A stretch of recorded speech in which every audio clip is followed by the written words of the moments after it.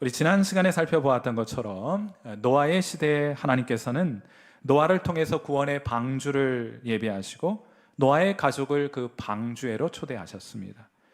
장차 임하게 될 홍수의 재앙에서 초대함을 받은 자들을 구원하시기 위함이었습니다. 그리고 우리 시대에 하나님께서는 장차 임할 불의 심판과 재앙에서 우리를 건져내시기 위해서 구원의 방주로 예수 그리스도를 우리 가운데 보내어 주셨고 우리를 이 방주회로 초대해 주셨습니다. 그러므로 누구든지 이 자비로운 초대에 응하여 예수님께로 나아가면 구원을 받습니다.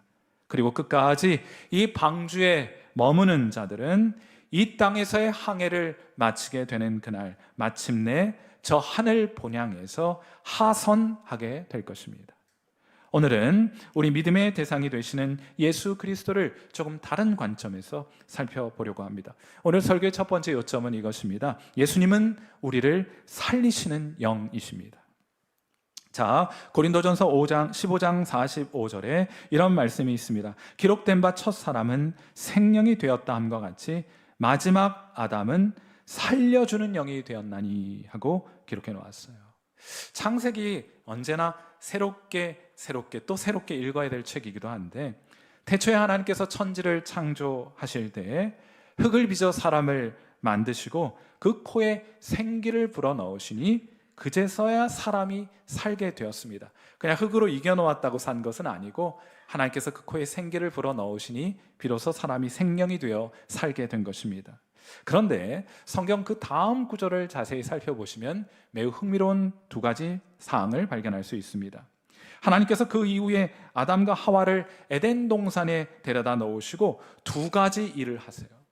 사람을 창조하시고 하나님께서 하셨던 그 첫 번째 일은 열매 맺는 나무를 만드신 일입니다. 창세기 2장 9절 말씀, 여호와 하나님이 그 땅에서 보기에 아름답고 먹기에 좋은 나무가 나게 하시니 동산 가운데는 생명나무와 선악을 알게 하는 나무도 있더라. 하나님께서 사람을 지으시고 먹을 양식을 만들어낼 먹기에 좋은 과실을 맺는 나무를 만드시게 됩니다. 이게 하나님께서 사람을 만드시고 하셨던 첫 번째 일이에요. 그 다음 구절 창세기 2장 10절에는 이런 말씀이 있습니다. 강이 에덴에서 흘러나와 동산을 적시고 거기에서부터 갈라져 내 근원이 되었으니.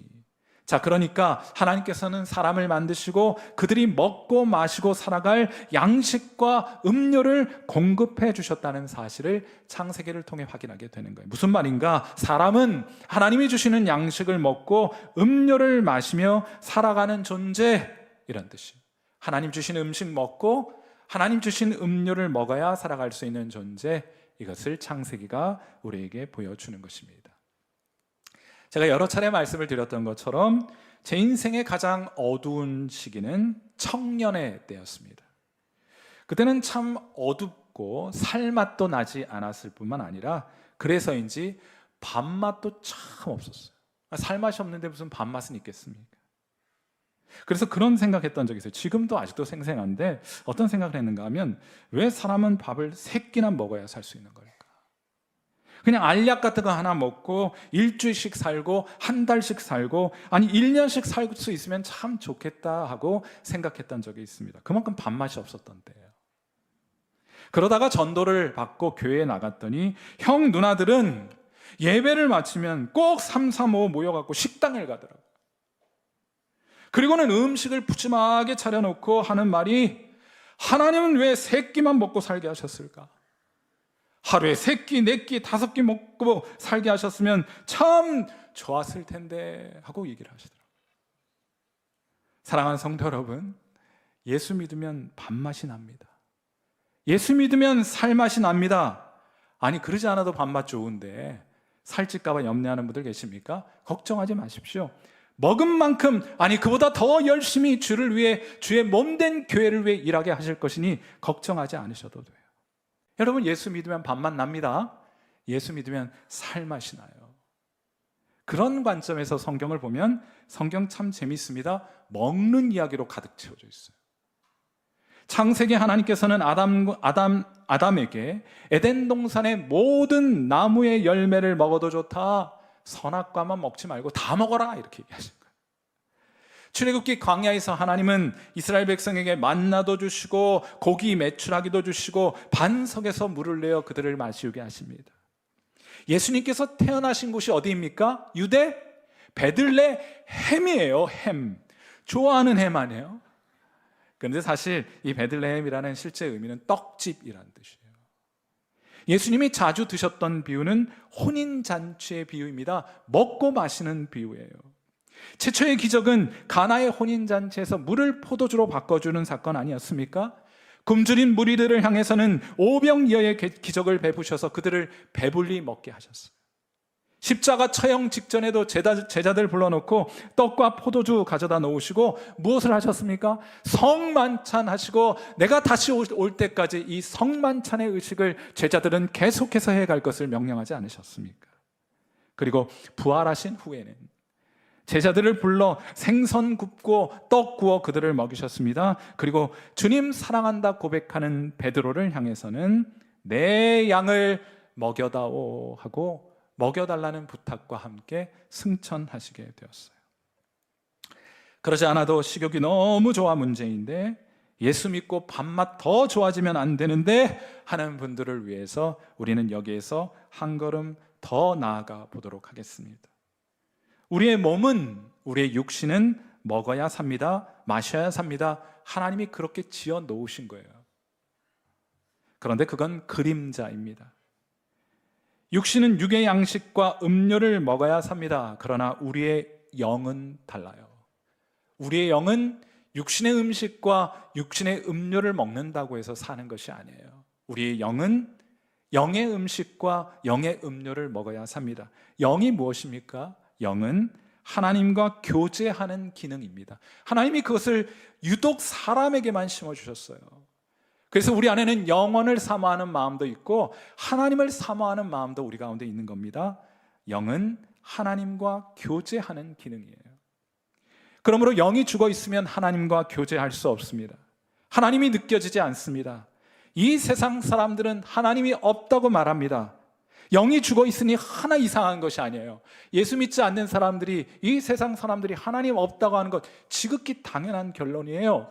영이 죽어 있는데 어떻게 하나님을 감각할 수 있겠습니까? 그러나 영이 살아나면 전혀 다른 세상이 펼쳐지게 됩니다. 하나님이 경험돼요. 하나님의 영광이 보입니다. 하나님의 음성이 들려요. 그분의 마음이 느껴집니다. 참 희한한 일이 일어나게 돼요. 하늘의 신령한 복을 받아 누리게 되고 저 영원한 하늘나라를 사모하는 마음을 가지게 됩니다. 언제 그런 일이 있다고요? 이거 아무리 설득해봐야 소용없어요. 언제 그런 일이 있습니까? 우리의 영이 살아나면 그런 일들이 일어나요. 이를 위해 우리의 영은 영의 양식을 먹어야 하는 것입니다. 영의 음료를 먹어야 하는 겁니다. 그래야 우리가 살 수 있게 되는 거예요. 우리의 영이 살아나게 되는 겁니다. 요한복음 6장 55절에 그러므로 예수님께서 이런 말씀하십니다. 내 살은 참된 양식이요, 내 살은 영의 양식이요, 저 하늘의 양식이요, 내 피는 참된 음료, 영의 음료, 하늘의 음료로다 하고 말씀합니다. 예수님의 살과 피가 우리의 영을 살게 하는 영의 양식이고 영의 음료입니다. 그래서 사도 바울도 이렇게 말했던 거예요. 고린도전서 15장 45절 말씀 우리 함께 읽겠습니다. 같이 읽어요. 시작. 기록된 바 첫사람 아담은 생명이 되었다 함과 같이 마지막 아담은 살려주는 영이 되었나니. 예수님은 죽었던 영을 살려주시는 분이십니다. 계속해서 그 영을 살게 하시는 분이에요. 여러분이 한 주간을 지내면서 하나님이 경험되거나 하나님이 여러분과 가까이 계시다고 느끼지 못하는 이유 매우 분명합니다. 영의 양식으로부터 멀어져 있기 때문이에요. 영의 양식, 저 하늘의 양식, 참된 양식을 먹지 않았기 때문이고 참된 음료를 마시지 않았기 때문입니다. 그래서 하나님이 가까이 경험되지 않아요. 성경책을 봐도 하나님의 음성이 들리지 않습니다. 그러므로 어떻게 우리의 영이 다시 살아날 수 있습니까? 주께로 나아가 그 살을 먹고 그 피를 마시게 될 때 여러분의 영은 다시금 살아나게 될 줄 믿습니다. 우리 주님께서 우리 모두의 영을 살게 해주시기를 주님의 이름으로 이 아침 축원해 드립니다. 오늘 설교의 두 번째 요점은 이것인데, 예수님은 아무나 살리는 게 아니에요. 예수님은 믿는 자를 살려주십니다. 우리의 영은 영의 양식과 영의 음료를 먹어야 살 수 있다. 우리의 육은 육의 음식과 육의 음료를 먹어야 살지만, 하나님과 교제하는 우리의 영은 영의 양식과 영의 음료를 먹어야 살 수 있다 말씀드렸어요. 우리 주님 예수 그리스도는 우리를 살려주시기 위하여 이 세상에 오셨습니다. 십자가 위에서 그의 살을 찢으셨고 그의 피를 쏟아 우리를 위한 참된 양식과 참된 음료가 되어주신 거예요. 자, 이제 우리가 이 참된 하늘의 양식과 이 참된 하늘의 음료를 먹고 마시기만 하면 됩니다. 그런데 도대체 이게 무슨 말입니까? 아니, 있으면 보이면 먹을 텐데, 없어서 못 먹는 판인데, 우리가 예수님의 살과 예수님의 피를 먹고 마신다 하는 것이 도대체 무슨 말인가? 예수님 당시의 유대인들도 이 말을 듣고 어안이 벙벙했습니다. 요한복음 6장 52절, 그러므로 유대인들이 서로 다투어 이르되 이 사람이 어찌 능히 자기 살을 우리에게 주어 먹게 하겠느냐? 그 이해하지 못하게 된 제자들도 마찬가지였습니다. 요한복음 6장 60절, 제자 중 여럿이 듣고 말하되 이 말씀은 어렵도다, 누가 들을 수 있느냐 하고, 이들은 이 하나님 예수님의 말씀을 이해하지 못하고 이런 반응을 보이게 되는 거예요. 땅에 속한 사람들이 하늘에 속한 진리를 듣게 되니 나타나는 현상입니다. 도무지 무슨 말인지 알지 못하는 거예요. 여러분, 예수님의 살과 예수님의 피를 먹고 마신다는 것이 여러분에게 무엇을 의미합니까? 이것이 여러분의 영을 살게도 하고 이것이 여러분의 영의 생명을 유지하기도 하는 것인데, 어떻게 예수님의 살과 예수님의 피를 먹고 마신다는 말입니까? 자, 예수님의 살과 피를 먹고 마신다는 게 무슨 의미인가? 이 두 개의 구절을 잘 한번 비교해 보세요. 요한복음 6장 56절 먼저 봅니다. 같이 한번 읽어볼게요. 같이 읽습니다. 시작. 내 살을 먹고 내 피를 마시는 자는 내 안에 거하고 나도 그의 안에 거하나니. 여러분, 내가 너희 안에 거하고 너희가 내 안에 거한다, 이런 말씀 들으면 또 성경에 떠오르는 구절이지 않습니까? 요한복음 15장 7절 말씀이에요. 이 두 개의 구절을 잘 비교해 보세요. 이 말씀도 같이 읽습니다. 시작. 너희가 내 안에 거하고 내 말이 너희 안에 거하면 무엇이든지 원하는 대로 구하라, 그리하면 이루리라. 이전 구절 6장 56절에서는 무엇을 매개로 해서 예수님께서 우리 안에 거하신다고 말씀을 하세요? 예수님의 살과 예수님의 피를 매개로 하여 그분이 우리 안에, 우리가 그분 안에 거하게 된다는 말씀을 주십니다. 그런데 요한복음 15장 7절에서는 무엇을 매개로 하여 예수님께서 우리 안에 거하신다고 말씀을 하세요? 다시 한번 구절 보여주세요. 너희가 내 안에 거하고 무엇이요? 내 말이 너희 안에 거하면 무엇이든지 원하는 대로 구하라.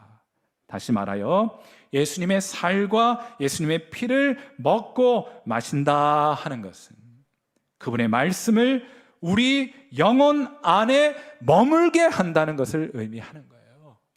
그러면 살아요. 그러면 살게 됩니다. 여러분, 코카콜라라는 청량음료 잘 알고, 탄산음료 잘 알고 계시죠? 전 세계 북한을 빼고 200여 개국에서 하루에 18억 병을 마시는 그런 이상이 판매되는 세계적인 탄산음료 코카콜라. 오늘 아침에도 한 잔 들이키고 오신 분이 계신 줄로 알고 있습니다. 물론 처음부터 이 회사가 유명했던 것은 아니에요. 회사가 성장해 가는 동안 많은 어려움과 위기가 있었습니다. 하지만 참 재밌게도 그 역사를 보시면요, 이 회사의 경영진은 한 가지 매우 분명한 확신을 가지고 있었습니다. 잘 팔리든 팔리지 않든, 위기를 만나든 호황을 만나든 관계없이 이 회사의 경영진들은 한 가지 매우 분명한 확신을 가지고 있었어요. 그 확신이 무엇인가 하면 그건 다름 아닌 코카콜라 제품 그 자체에 대한 확신이에요. 이건 된다, 이거예요. 된다. 33살의 나이에 코카콜라 그룹의 회장이 된 로버트 우드러프라는 CEO가 있어요. 이분이 이 회사의 비전을 이렇게 말한 바가 있습니다. 뭐라고 말했느냐? 우리 회사의 비전은 뭔가? 우리 회사의 비전은 이렇게 표현을 했어요. 내 몸에 흐르는 것은 피가 아니라 코카콜라다. 내 비전은 전 세계 사람들의 혈관에 코카콜라가 흐르게 하는 것이다. 그래서 제 몸에도 코카콜라가 흘러요. 제가 태어날 때 아버지 코카콜라에 근무하셨기 때문입니다.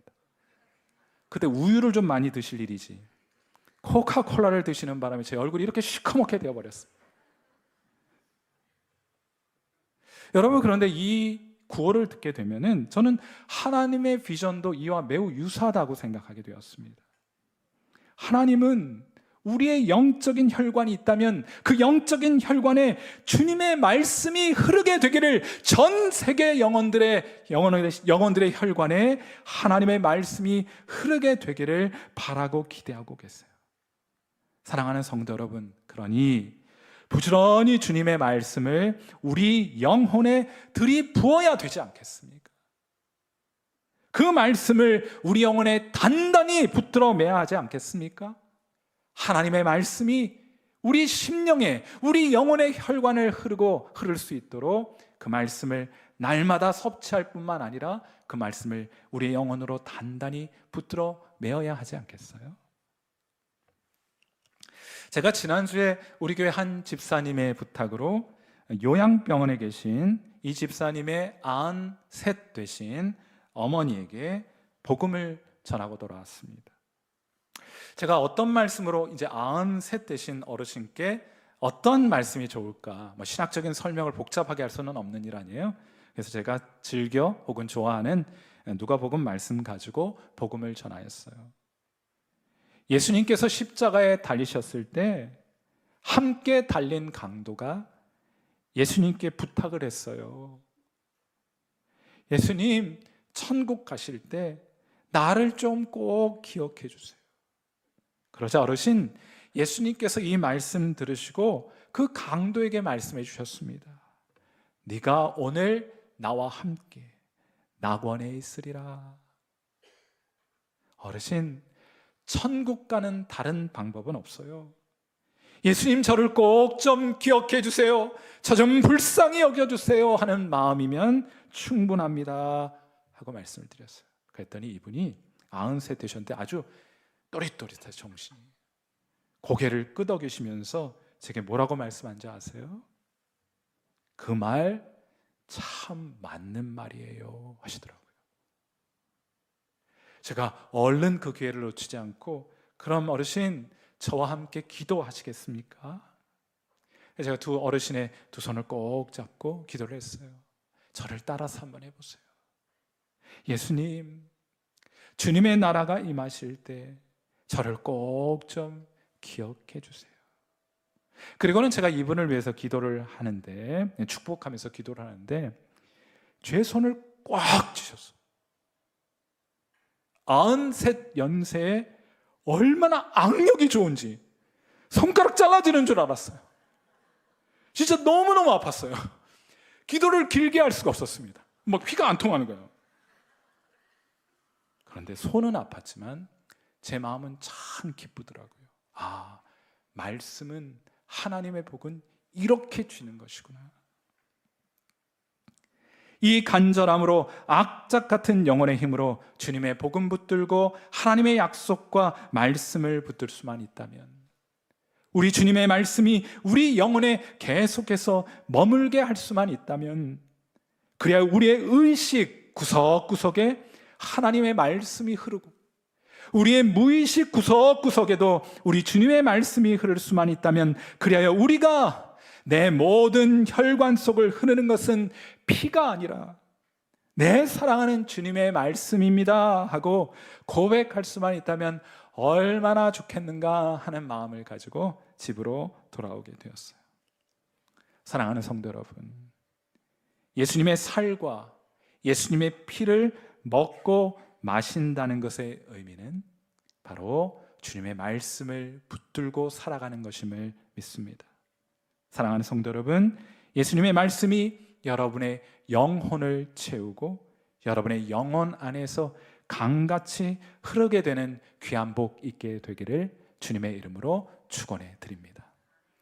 오늘 설교의 마지막 요점은 이것인데, 하나님은 믿는 자를 사랑하세요. 우리 이제 신앙생활 하다 보면 참 오해가 많아요. 오해를 극복해 가는 것이 신앙생활을 참 잘하는 비결 가운데 하나이겠구나. 근데 여러분이 오해하고 있는 것 가운데 하나는 많은 분들이 하나님을 인본주의와 박애주의의 하나님이라고 생각하려는 경향이 있습니다. 하나님 인본주의 하나님, 다 사랑하셔야 돼요. 하나님 박애주의적인 하나님, 한 사람도 빼놓지 않고 사랑해야 한다는 그런 생각이 있습니다. 그래서 무조건 하나님은 사람을 사랑하시고 사랑하셔야 한다, 이런 생각 가지고 있어요. 틀린 생각은 아닌데 조금 더 성경을 읽는 사람들은 정밀해져야 합니다. 엄격해져야 돼요. 신앙은 그랬으면 좋겠다고 생각하는 것을 믿는 것이 아닙니다. 신앙은 하나님이 말씀하신 것을 믿는 것이에요. 여러분들 그랬으면 좋겠다는 거 있죠? 교회는 이랬으면 좋겠고, 사람들은 이랬으면 좋겠고, 성도들은 어땠으면 좋겠고, 목사는 어땠으면 좋겠고, 이런 여러분이 좋았어요, 이렇게 됐으면 좋겠다고 생각하는 것들이 있죠? 그것을 믿는 것이 신앙이 아니고, 성경이 하나님께서 그것을 무엇이라고 말씀하셨는지를 듣고 그것을 믿는 것이 신앙입니다. 다시 점검하셔야 돼요. 하나님은 누구를 사랑하시느냐? 여러분이 그 사랑의 대상이 되는지 한번 살펴보시면서 요한복음 16장 27절 말씀은 우리 같이 한번 읽어보겠습니다. 같이 읽습니다. 시작. 이는 너희가 나를 사랑하고 또 내가 하나님께로부터 온 줄 믿었으므로 아버지께서 친히 너희를 사랑하심이라. 하나님은 누구를 사랑하십니까? 하나님은 예수님을 사랑하는 사람을 사랑하세요. 하나님은 육체로 오신 하나님의 아들이신 예수님을 믿는 사람들을 사랑하십니다. 여러분, 하나님 사랑하세요? 여러분, 예수님 사랑하세요? 하나님께서 여러분을 사랑하시는 줄도 믿으십니까?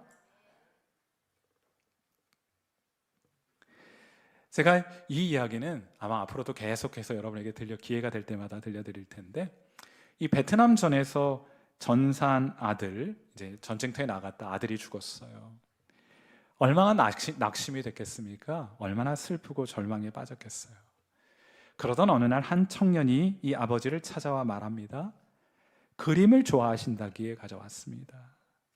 아드님은 전쟁터에서 제 목숨을 구해 주었습니다. 제가 어떻게 달리 감사와 애도의 말씀을 전해야 할지 모르겠습니다 하고 잘 포장된 선물을 하나 건네주는 거예요. 그 선물을 뜯어보니까 아들의 초상화가 담겨 있었습니다. 아버지의 두 뺨에는 눈물이 줄줄 흘러내리게 되죠. 그리고 그날 이후 이 아버지는 이 소중한 아들의 초상화를 집안에서 가장 잘 보이는 곳에 두고 집을 방문하는 사람들에게 자신의 아들임을 자랑하며 보여주었습니다. 다시 세월이 흘렀고 이 아버지도 세상을 떠나게 되었어요. 그리하여 엄청나게 부자였거든요. 그의 소장품을 경매에 붙이게 되었는데 그 중에는요, 그 소장품 중에는 빈센트 반 고흐의 작품도 있었고 피카소의 작품도 있었어요. 경매를 한다는 소식을 듣고 많은 사람들이 그가 소장한 값비싼 그림들에 관심을 가지고 그 집으로 모여들었습니다. 그런데 가장 먼저 경매에 소개된 작품은 아까 보았던 아마추어 화가의 그림이었어요. 사람들은 다들 이 작품을 보고는 실망하고 또 불평하면서 아무도 입찰에 응하지 않았습니다. 이를 안타깝게 여긴 사람이 한 사람이 있었는데 그것은 고인의 정원사였어요. 제가 가진 돈은 $10가 전부입니다. 제가 그 그림을 살 수 있겠습니까? 물론 다른 사람들은 경매에 나서지 않았고 결국 이 그림은 $10에 낙찰이 되었습니다. 모두가 이제 그 다음에 소개될 작품에 기대를 걸고 있는데 그때 경매사가 입을 열어 말합니다. 오늘 경매는 이것으로 끝났습니다. 여기저기서 웅성거리기 시작해요. 유언장에 적힌 조항을 읽겠습니다. 내 아들의 초상화를 제일 먼저 판다. 그리고 이 그림을 사는 사람에게 내 소장품 전부를 건네준다. 내 아들을 갖는 사람은 모든 것을 얻는다 하는 것이 이 유언장의 전부였어요. 내 아들을 갖는 사람은 모든 것을 얻게 되리라 하는 거예요. 내 아들을 갖는 사람은 모든 것을 얻는다. 사랑하는 성도 여러분, 하나님 아버지의 마음도 똑같습니다.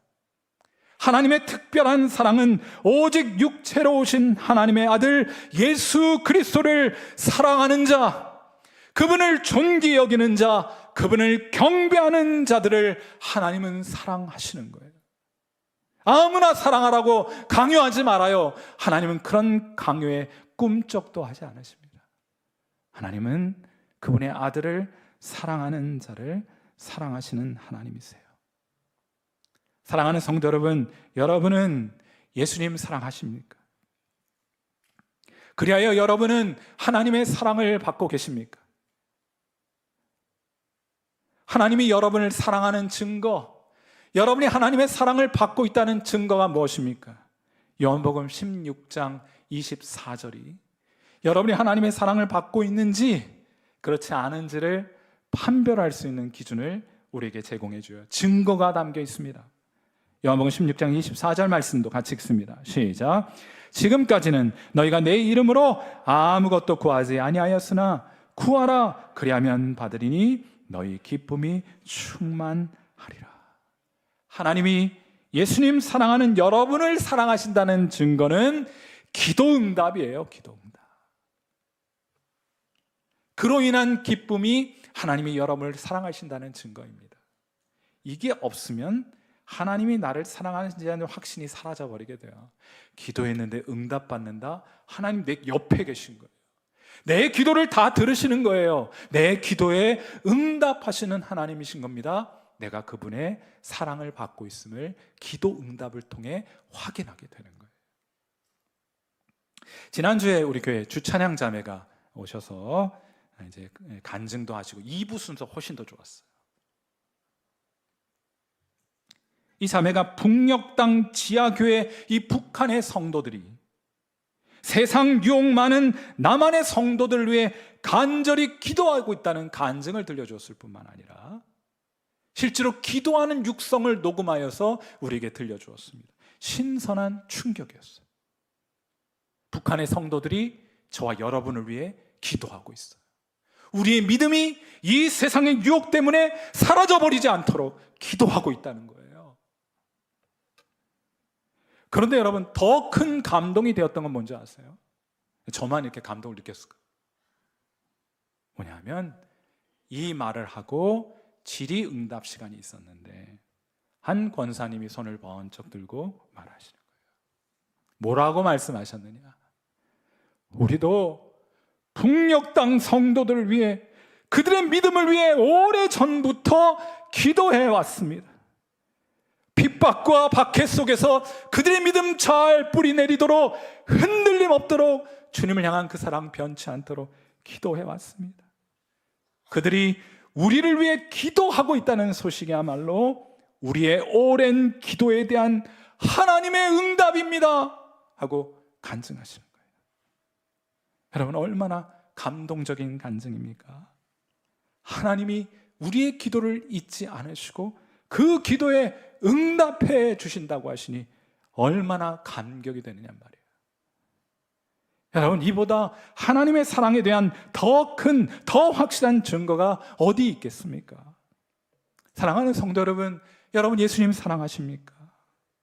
여러분, 그래서 여러분 18번 찬양이 내 구주 예수를 더욱 사랑 엎드려 비는 말 들으소서.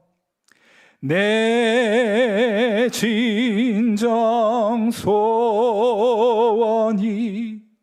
내 구주 예수를 더욱 사랑, 더욱 사랑. 여러분, 이 찬양이 여러분의 찬양이십니까? 하나님도 예수님 사랑하는 여러분, 예수님 귀히 여기는 여러분 사랑하고 계세요. 확인하고 싶으십니까? 기도해 보세요. 하나님께서 주시는 기도의 응답을 받게 될 것입니다. 그래, 여러분도 하나님이 나를 이처럼 사랑하시는구나 알게 될 것이고, 그로 인해서 이 세상이 빼앗을 수 없는 저 하늘의 기쁨으로 여러분의 심령은 충만해지게 될 줄 믿습니다. 우리 함께 기도하도록 해요.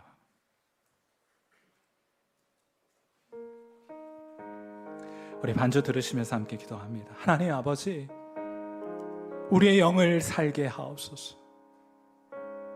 그래야 하나님의 영광을 보게 하시고 주님의 음성을 듣게 하시고, 이를 위하여 주님의 말씀을 섭취하여 우리 영혼의 혈관을 채우게 하옵소서. 주의 말씀이 우리의 의식과 우리의 무의식을 지배하게 하옵소서. 우리가 하나님의 아들이신 예수 그리스도를 사랑합니다. 그를 사랑하는 자들에게 주시는 하나님의 사랑을 알게 하시되, 풍성한 기도 응답으로 그 사랑 증거해 주옵소서. 우리 그 마음 담아서 이 시간 하나님 앞에 함께 기도하는 시간 같습니다. 기도하겠습니다. 살아계신 하나님 아버지, 은혜와 사랑을 감사합니다. 오늘 귀하고 복된 날 우리를 이 기도의 자리, 이 예배의 자리에 인도해 주셔서 감사합니다. 예수님, 우리의 영을 살게 하시기 위해 오신 살려주시는 영이시니, 우리의 메말라간, 아니 우리 죽어가는 우리의 심령 다시 한번 주님의 참된 양식, 주님의 참된 음료 먹고 마심으로 우리의 영혼이 다시 살아나게 하옵소서. 하나님과의 관계가 회복되게 하여 주옵소서. 우리가 그 외에 다른 모든 것 많이 하면 그것이 우리에게 무슨 유익이 있으며 그것이 우리에게 무슨 의미가 있겠나이까. 주님이 우리와 함께 하셨습니다. 우리와 동행하셔서 그 친밀한 사귐과 사랑과 기쁨을 우리에게 허락하시고, 그것을 경험하지 못한다고 하면 그 외에 추구하는 그 모든 것들이 우리에게 무슨 의미를 가질 수 있겠나요? 사랑하는 성도들, 다시 한번 하나님의 말씀에 귀 기울이게 하시고 그 살 먹고 그 피를 마시게 하셔서 저들의 영혼 살아나게 하옵소서. 주님을 사랑하게 하옵소서. 주님을 사랑하는 자들에게 부으시는 하나님의 사랑을 경험하게 하시되, 기도의 자리에서 하나님 앞에 간절히 기도하고 그 기도의 응답 통하여 주님이 우리를 얼마나 큰 사랑으로 사랑하고 계신지 발견하는 은혜가 있게 하여 주옵소서. 함께하여 주시는 주의 은혜를 인해 감사하고, 살아계신 우리 주님 예수님의 귀하신 이름으로 간절히 기도하옵나이다. 아멘.